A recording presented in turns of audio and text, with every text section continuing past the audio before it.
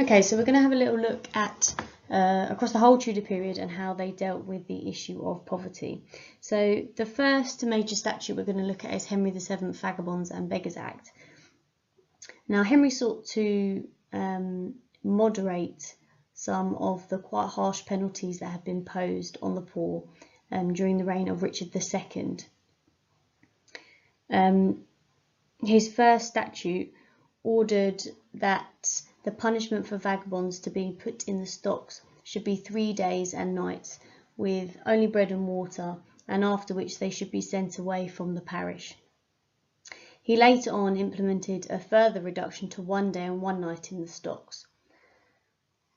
Beggars who were not able to work were to be sent back to the 100, which was just simply the division line of the county.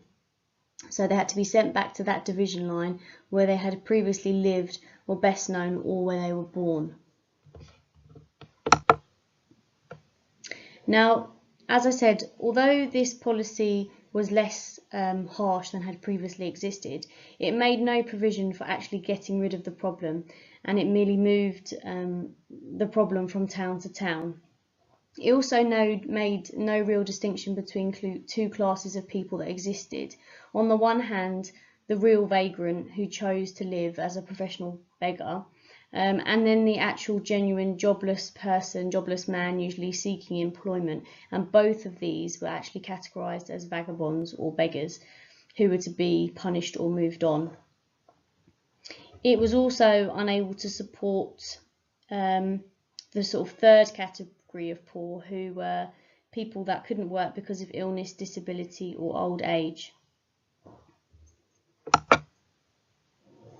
What it did allow for is it allowed for women who were pregnant or men and women in, quote, extreme sickness to be spared from punishment, but it didn't actually have any provision for what they could do to help them. So, like a lot of the legislation in the first half of the Tudor period, the effectiveness of this act is significantly limited by the fact that they've grouped together different categories of people together and are treating poverty as a crime which needed to be punished rather than a social problem that needed to be dealt with.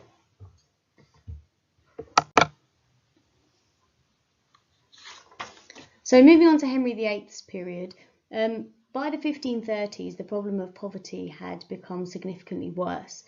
One of the reasons for that was the rise in population. In 1485 the population was around 2 million, and by the end of Henry's reign it had already reached 2.8 million. By 1603 the population had increased to 4 million, and one of the issues was that the population was growing faster than the economy's ability to provide employment opportunities for people. Inflation too was also being felt by the 1530s.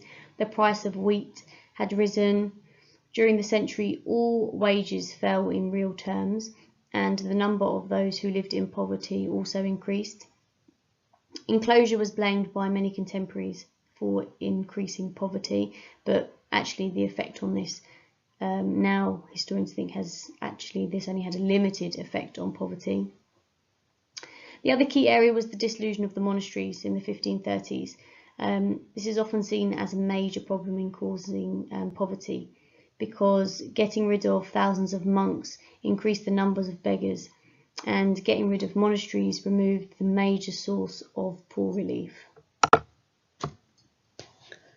So Cromwell created what became known as the first Tudor Poor Law, or the Vagabonds Act, in 1531. From his house, alms were distributed to the London poor, and a source suggests up to 200 people came every day for the support that Cromwell offered. A clear distinction was made under the law between those unable to work and those deemed unwilling to work. Those who were deemed unable to work were to be licensed to beg under certain restrictions rather than simply expelled, and those who were unwilling to work were punished in the traditional manner. The burden of administering this system and issuing begging licences was placed with the Justices of Peace. However, no provision was made for those who were unable to work.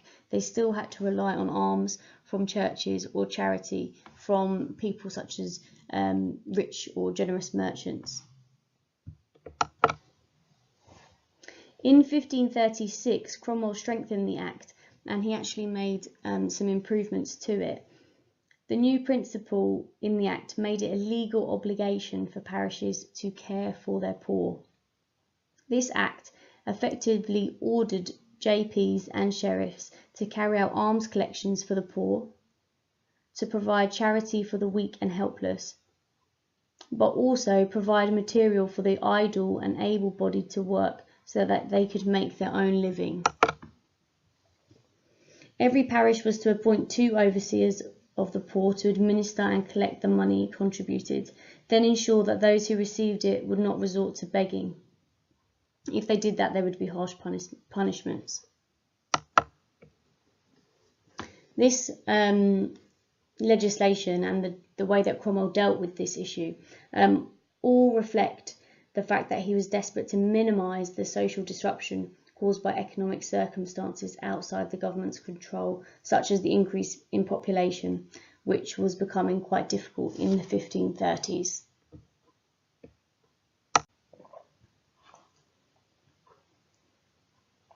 So, with the continuation of population increase, there was now enormous pressure on land, and many were left homeless during Edward's reign.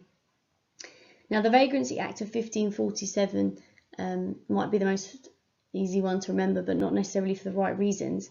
And it was a clear demonstration of Somerset's lack of humanitarianism. And it shows a desperation for Somerset, or real concern for a need for public order, particularly very early on in the reign. The Act was very, very savage. It was an attack on vagrants looking for work, as the new law suggested that anyone out of work for 3 days was to be branded with a V and sold into slavery for 2 years. Even children could be taken away from their parents and set to work as apprentices in useful occupations. The new law was widely unpopular, and many counties simply refused to enforce it. Now, the Act had many weaknesses, and it was quite limited, and this lay in the fact that the machinery to back up this Act was very weak. The Justices of the Peace, whose responsibility it was to enforce the statute, were understandably reluctant to apply these excessive punishments. And despite orders from the Privy Council, there was no evidence that the Act was ever enforced. A new poor law was also passed in 1552, which made parishes responsible for supporting the deserving poor, and the deserving poor were the elderly, and people who were disabled, or those that were too sick to work.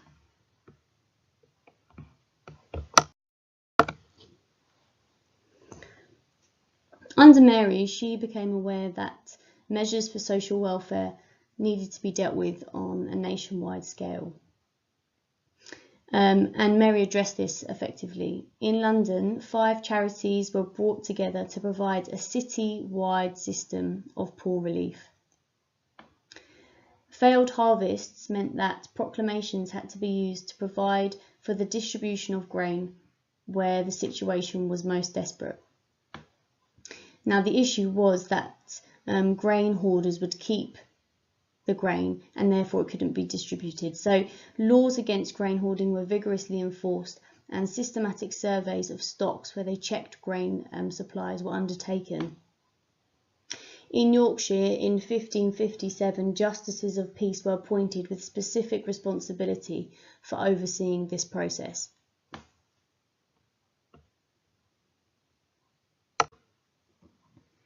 Now, with Elizabeth's reign, there's much more legislation to be looked at, and some historians would argue that the most enduring achievements of the Elizabethan government were the prayer book and also the poor law.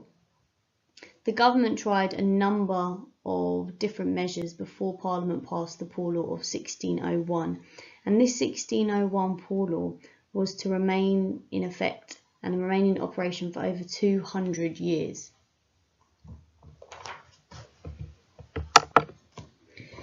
It's also fair to say, with Elizabeth ruling for a long time, after the mid-Tudor crisis, that poverty was much more of a problem for Elizabeth than it had been for the previous monarchs.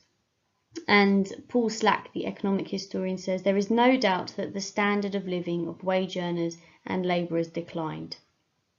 According to available sources, the real value of wages fell by a quarter in the course of Elizabeth's reign.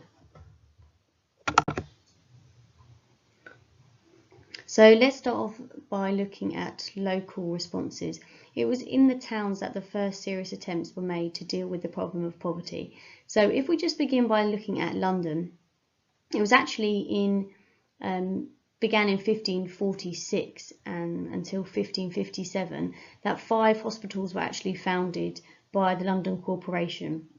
And these were St Bartholomew's, St Thomas for the Sick and Impotent, Christ's Hospital, which was created for orphans, Bethlehem, which was created for the mentally ill, which later became Bedlam, and Bridgewell for the Vagabonds, which was a house of correction. Now, by the end of the century, 4,000 people a year were treated or punished in these hospitals. So what we can see here is that by Elizabeth's reign, the City of London had began distinguishing between the poor of impotence, which was orphans, the sick and the aged, the poor by casualty, which were wounded soldiers, the thriftless poor, which were vagabonds, prostitutes, and so on. And this picture began to emerge elsewhere during Elizabeth's reign, that in local areas they were dealing with the poor in their own way. So for example, in York in 1561, York imposed a poor rate to provide for the impotent poor. In Ipswich in 1569, Ipswich established a combined hospital and a house of correction, an asylum for the old and a training school for the young. In Norwich in 1570, they imposed a compulsory poor rate. Work was provided for able-bodied, and those who needed relief were given it. For the next 10 years, the scheme worked very, very well and was a success. So you can see that during Elizabeth's reign, up and down the country, people were dealing with it locally in different ways, but it mainly stemmed from the idea that in London, previously, they were being able to categorise different types of poor. So we're now going to have a little look at the national response by the government. And you can see here from the dates that actually the national response during Elizabeth's reign was quite delayed or quite behind the local responses that was occurring in the towns and the cities. To start with, in 1563, penalties of imprisonment could be fined for those who were refusing to contribute to poor relief. In 1572, a harsh act was put in place, and penalties of whipping or drilling holes through ears of beggars was put in place. If you were caught for the 3rd time, there was actually that you could be hanged for your crime.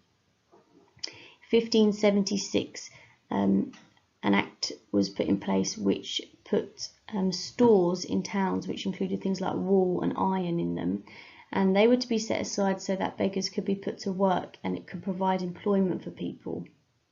If people still refused to do that, they would be sent to houses of correction.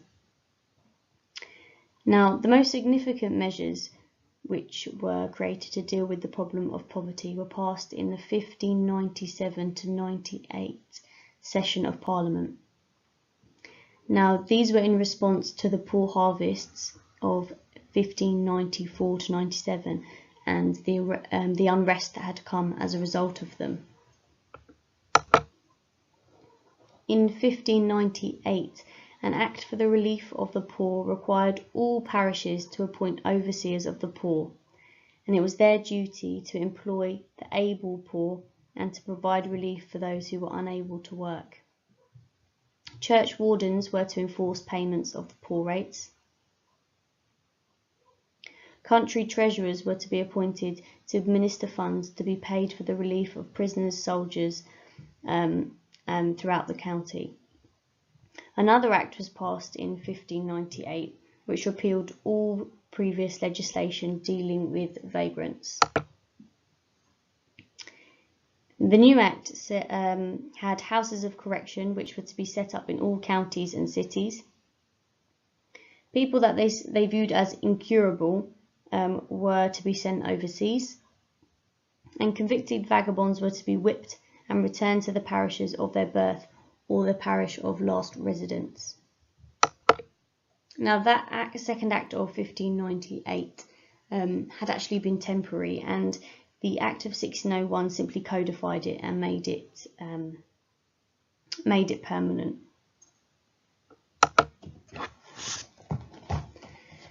Now, the main characteristics of all this legislation was that the government gradually realised that the church would no longer be responsible for the poor, that there was a difference between the deserving and undeserving poor, and that the deserving should be treated with sympathy and that the undeserving should be treated harshly. It also highlighted that children of paupers needed help.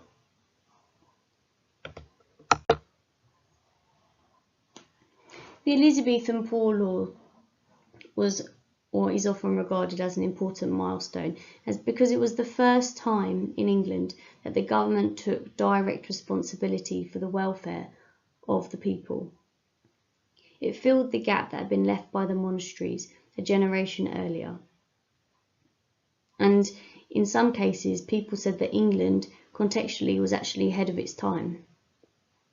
Perhaps, as already said, that one of the signs of the success of the 1601 Poor Law was that it lasted, and it remained in use for over 200 years until 1834.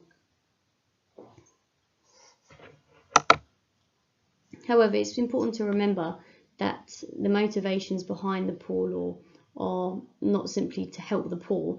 They're not selfless at all. It was actually politically motivated, and it was a desire to maintain order. No rebellion was caused by poverty during Elizabeth's reign, and this is a success given the hardships that the people faced. However, some research into this legislation suggests that the new laws were actually rarely used, and it seems that all too often that towns preferred to avoid the trouble and expense of the new system and used the traditional method of whipping vagrants and returning them to their place of origin. So despite the new systems, local officials still, as they had done in 1485, relied on deterring beggars to punish vagrants severely to avoid begging.